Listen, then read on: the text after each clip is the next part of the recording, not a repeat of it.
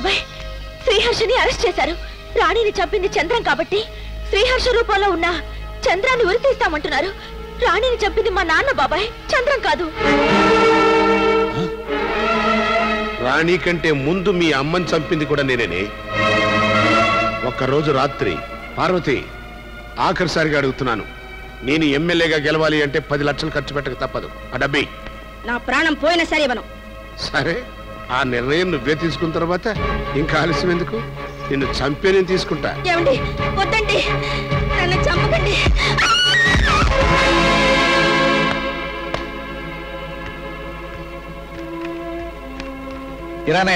కరెక్టే గాని కొండంత ఆస్తి ముందు చూపుతో ఎందుకైనా మంచిది దాని పేరుతో 30 లక్షలు ఇన్సూరెన్స్ చేయించారు. ఆ పత్రాలు జాగ్రత్త పెట్టు. అలాగే.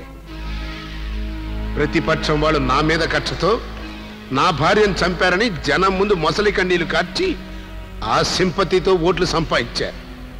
నువ్వు నీ లవ్వర్తో కలిసి నా తమ్ముణ్ణి ఎక్కడో అక్కడ దాచిపెడతావని ఊహించే నేను ఫాలో అవుతూ వచ్చా. ఎందుకో తెలుసా? నువ్వు నా కూతురివి కదా, ఇట్టండి మొదనష్టపడియాలు నీకే వస్తాయి.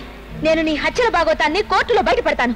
ఆహా, నేను రాజకీయ నాయకుడిని, మిమ్మల్ని కోర్టు దాకా వెళ్ళిస్తే కదా. చంపుతావా? చంపరా? లేదురా, ఆ అభిప్రాయం మార్చుకున్నా. ఎందుకంటే ఎన్నాళ్ళు నేను రాజకీయాల్లో సంపాదించిన పాపిష్టి సొమ్ముకి నువ్వే కదా ట్రెజరు. నా పాప నేను దక్కించుకున్న తర్వాత నా నిర్ణయం నీకు తెలియజేస్తా. ఆ డబ్బు ఎక్కడ దాచానో చెప్పకపోతే ఏం చేస్తావురా? ఏం చేస్తానా? వీళ్ళని కట్టేసి షిప్లో పడేయండి. టీవీకి తీసుకెళ్లి చిత్రహింసలు చేస్తే చచ్చినట్టు వాళ్ళే చెప్తారు. మిస్టర్ అప్పాజీ, మీరు మీ కూతురు మీద నిఘా వేశారు, నన్ను మీ మీద నిఘా వేయమని ఇన్స్పెక్టర్ ప్రతాప్ గారు నియమించారు. You are under arrest.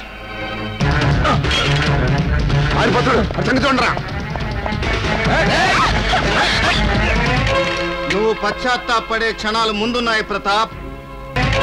నువ్వు పశ్చాత్తాపడే క్షణాలు ముందున్నాయి ప్రతాప్.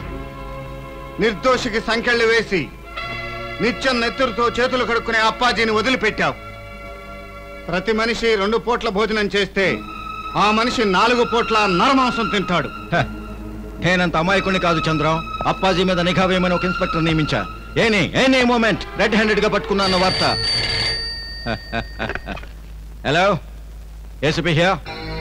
సార్, నానాజీని పుల్లెబ్బాయిని శ్రీలేఖను తీసుకుని షిప్ యార్డ్కి వెళ్ళి షిప్ లో విదేశాలకు వెళ్ళిపోతున్నారు సార్.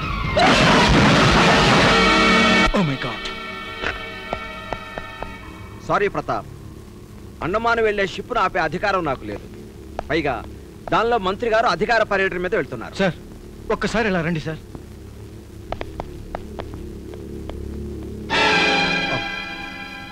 చూసారా సార్, ఎన్నో ఆశలతో ఎంతో భవిష్యత్తు ఊహించుకొని కాకి బట్టలు తొరిగిన భారత పౌరుడు పిచ్చి కుక్కను తొక్కించాడు ఆ అప్పాజీ. ఆధారాలు కావాలి కదా సార్. మనం ఆధారాల కోసం చూస్తుంటే వాళ్ళు అపరాధాలు చేస్తూనే ఉంటారు. ఈ విషయంలో నేనే సాయం చేయలేను. ఓకే సార్, చట్టాన్ని రక్షించడానికి నాకు నేనే సాయం చేసుకుంటాను.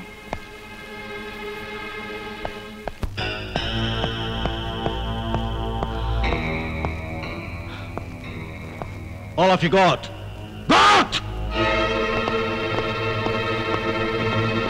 Come on, hurry up!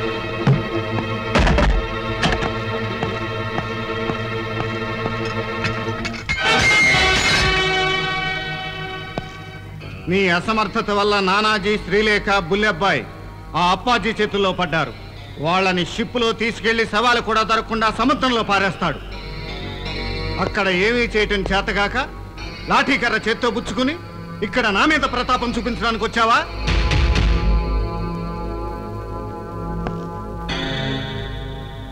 నన్ను కొట్టి పారిపో. ఎస్, నీ చేతికి సంకెళ్ళు వేసినందుకు నేను పశ్చాత్తాపడుతున్నాను. కూలిపోతున్న చట్టానికి అండగా నిలబడటానికి నిన్ను వదిలిపెట్టక తప్పదు. ఒక సిన్సియర్ పోలీస్ ఆఫీసర్గా నేను షిప్ ఎక్కి ఆ మంత్రిని ఆపలేను. పారిపోయిన ఖైదీగా నీ ఇష్టం. కమాన్, బిట్ మీ.